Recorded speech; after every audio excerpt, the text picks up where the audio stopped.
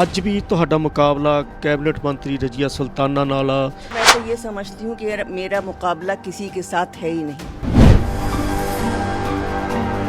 मुस्तफा साहब ने एक बयान दिता जिहदे हिंदू भाईचारे दे मन नूं बड़ी ठेस पहुंची। ये बहुत अफसोसनाक बात है कि चुनाव के इस माहौल में जहाँ पर हर कैंडिडेट को अपने विचार रखने का हक हासिल है, वहाँ पर इस तरह की बातें नहीं होनी चाहिए।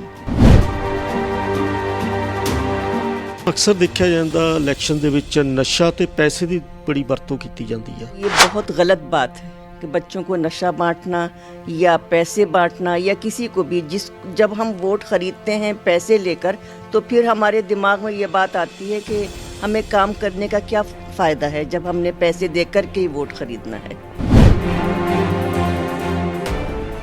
अजीत वैब देख रहे सारे ही दर्शकों को प्यार भरी सत श्री अकाल।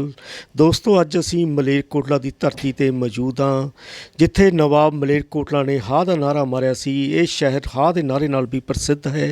जिला मलेरकोटला बीते दिन ही बनाया गया सी, पंजाब का जिला बनाया गया सी। साडे नाल मौजूद ने फरजाना आलम जो पंजाब लोक कांग्रेस के उम्मीदवार ने, पहला भी ये हल्के की नुमाइंदगी कर चुके ने, विधायक रहे ने, मुख्य संसदी सकत्तर रहे ने अकाली सरकार दौरान।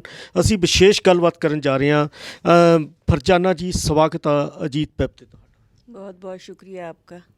फरजाना जी जिवें पहला ही जिक्र होया, तुसी अकाली दल दे इत्थों MLA रहे हो, अकाली सरकार के वजारत दे विच मुख्य संसदी सकत्तर भी रहे हो, हुण अज पंजाब लोक कांग्रेस की टिकट ते चोण लड़ रहे हो, की बखरेवा महसूस करते हो? देखिए, जो लोक कांग्रेस की जहाँ तक बात है, तो हमें सबसे अच्छी बात ये लगी उनकी कि जो हमारा शहर है मलेरकोटला, ये बहुत गरीब शहर है, पिछड़ा हुआ है। तो जब उन्होंने इसको ज़िला बनाने का ऐलान किया तो हमें बहुत अच्छा लगा कि हमारा शहर भी दूसरे ज़िलों की तरह से ज़िला बन गया है और इसकी तरक्की होगी, खुशहाली होगी। जो सहूलतें दूसरे ज़िलों में हैं वो यहाँ के लोगों को भी मिलेंगी। फरजाना जी, इजहार आलम का ਵੱਡਾ ਨਾਂ ਰਿਹਾ पंजाब पुलिस ਦੀਆਂ ਸਫਾਵਾਂ ਦੇ ਵਿੱਚ। ਅੱਤਵਾਦ ਵੇਲੇ ਲੜਾਈ ਲੜੀ, ਮੂਹਰੇ ਹੋ ਕੇ ਲੜੇ, ਉਹਨਾਂ ਦੇ ਜਾਣ ਦਾ ਮਲੇਰਕੋਟਲਾ ਨੂੰ ਤੁਹਾਡੇ ਪਰਿਵਾਰ ਨੂੰ ਵੀ ਵੱਡਾ ਸਦਮਾ। ਅਕਸਰ ਦੇਖਿਆ ਜਾਂਦਾ ਸੀ ਆਲਮ ਸਾਹਿਬ ਪਹਿਲਾਂ ਖੁਦ ਚੋਣ ਮੁਹਿੰਮ ਦੀ ਬਾਗਡੋਰ ਸਾਂਭਦੇ ਰਹੇ ਨੇ ਤੁਹਾਡੀ, ਹੁਣ ਕੀ ਕਮੀ ਮਹਿਸੂਸ ਕਰਦੇ ਹੋ? देखिए, कमी तो इतनी है जिसे कोई पूरा नहीं कर सकता, लेकिन जो भी हमारे मलेरकोटला के हमारे बच्चे हैं, हमारे भाई हैं, बहनें हैं, इन सब ने इतना मेरे अंदर हौसला पैदा किया, इतना वलवला पैदा किया कि मुझे उनकी कमी उतनी नहीं महसूस हो रही है। ये तो खैर घाटा कभी पूरा हो ही नहीं सकता है, कदम कदम पर ही कमी महसूस होती है, लेकिन इन लोगों ने बहुत हद तक मुझे खड़ा किया है। यानी कि साथ दिता आलम साहब के पिछों चोण मुहिम किन चल रही? ठीक चल रही है, मेरे हिसाब से तो ठीक चल रही है। अक्सर देखा गया पिछले समय दौरान आलम परिवार ते मुस्तफा परिवार के विचकार फाइट होंदी रही है मलेरकोटला दे विच। अज भी तुहाडा मुकाबला कैबिनेट मंत्री रज़िया सुल्ताना नाल आ। नुसरत अली बग्गे खां अकाली दल वल्लों, जिथों तुसीं पहलां अकाली दल की तुसीं नुमाइंदगी करते रहे हो, किस तरह देखते हो, किस पार्टी का मुख्य मुकाबला मन के चल रहा? देखिए, मैं तो ये समझती हूँ कि मेरा मुकाबला किसी के साथ है ही नहीं। मैडम पिछले दिनी मुस्तफा साहब ने एक बयान दिता जिहदे हिंदू भाईचारे के मन नूं बड़ी ठेस पहुंची। मासला देश विदेश के भी खूब सुर्खियां बटोरता रहा। तुसीं इस संबंधी की कहना चाहुंदे हो? देखिए, मैं तो सिर्फ ये कहना चाहूँगी कि ये बहुत अफसोसनाक बात है कि चुनाव के इस माहौल में जहाँ पर हर कैंडिडेट को अपने विचार रखने का हक हासिल है, वहाँ पर इस तरह की बातें नहीं होनी चाहिए। मैडम देखिया पिछले दिन जिला बनया, की समस्यावां देखते हो जे तुसीं जो मलेरकोटला की जनता तुहानूं फतवा दिंदी आ, वो समस्यावां नूं किस तरह पहल के आधार पर हल कराओगे? किहड़ियां समस्यावां?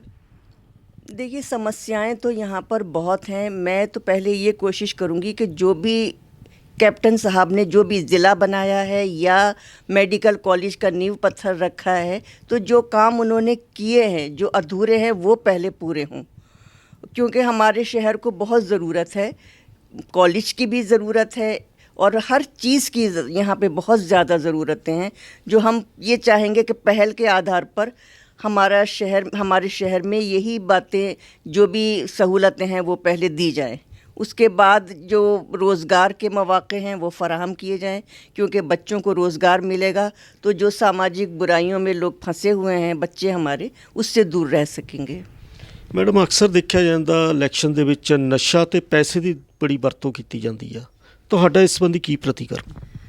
देखिए, मेरा तो ये ख़्याल है कि ये बहुत गलत बात है कि बच्चों को नशा बांटना या पैसे बांटना, या किसी को भी जब हम वोट ख़रीदते हैं पैसे लेकर, तो फिर हमारे दिमाग में ये बात आती है कि हमें काम करने का क्या फ़ायदा है जब हमने पैसे देकर के ही वोट ख़रीदना है।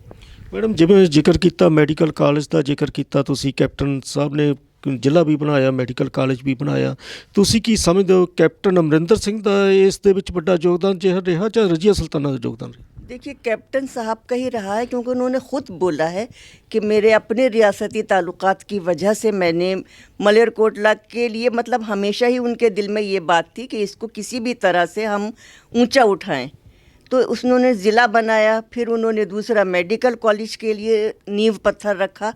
तो ये सब उनका अपना किया हुआ है, मैं नहीं समझती कि इसमें किसी दूसरे का हाथ है। हो सकता है कि जो उस वक्त का एमएलए है, जाहिर सी बात है कुछ उनके बीच में भी कुछ बात हुई होगी, लेकिन ये कैप्टन साहब ने खुद ये बात बोली है। ਇਹ ਸਨ ਮੈਡਮ ਫਰਜ਼ਾਨਾ ਆਲਮ, ਜਿਹੜੇ ਪੰਜਾਬ ਲੋਕ ਕਾਂਗਰਸ ਦੇ ਮਲੇਰਕੋਟਲਾ ਹਲਕੇ ਤੋਂ ਉਮੀਦਵਾਰ ਨੇ। ਉਹਨਾਂ ਦੱਸਿਆ ਕਿ ਇਸ ਮਲੇਰਕੋਟਲਾ ਨੂੰ ਜ਼ਿਲ੍ਹਾ ਬਣਾਉਣ ਦੇ ਵਿੱਚ ਕੈਪਟਨ ਅਮਰਿੰਦਰ ਸਿੰਘ ਦੀ ਵੱਡੀ ਭੂਮਿਕਾ ਰਹੀ। ਉਹਨਾਂ ਨੇ ਇਹ ਵੀ ਗੱਲ ਕੀਤੀ ਕਿ ਇੱਥੇ ਮੈਡੀਕਲ ਕਾਲਜ ਜੋ ਬਣਨ ਜਾ ਰਿਹਾ ਅਤੇ ਹੋਰ ਵੀ ਹੀਲੇ ਵਸੀਲੇ ਕਰਨਗੇ ਕਿ ਤਾਂ ਕਿ ਮਲੇਰਕੋਟਲਾ ਦੇ ਨੌਜਵਾਨਾਂ ਨੂੰ ਰੁਜ਼ਗਾਰ ਦਿਵਾਇਆ ਜਾ ਸਕੇ। ਆਸਵੰਦ ਨੇ ਉਹ ਪੂਰੀ ਤਰ੍ਹਾਂ ਜਿੱਤ ਲਈ। ਉਹਨਾਂ ਦਾ ਕਹਿਣਾ ਕਿ ਮੈਂ ਜਿੱਤ ਕੇ ਮਲੇਰਕੋਟਲਾ ਹਲਕੇ ਦੀਆਂ ਸਮੱਸਿਆਵਾਂ ਨੂੰ ਵੱਡੀ ਹੱਦ ਤੱਕ ਦੂਰ ਕਰਨ ਦੀ ਕੋਸ਼ਿਸ਼ ਕਰਾਂਗੀ। ਕੈਮਰਾਮੈਨ ਦਰਸ਼ਨ ਬਧਵਾਲ ਨਾਲ ਅਮਨਦੀਪ ਸਿੰਘ ਮਿੱਟਾ, ਮਲੇਰਕੋਟਲਾ।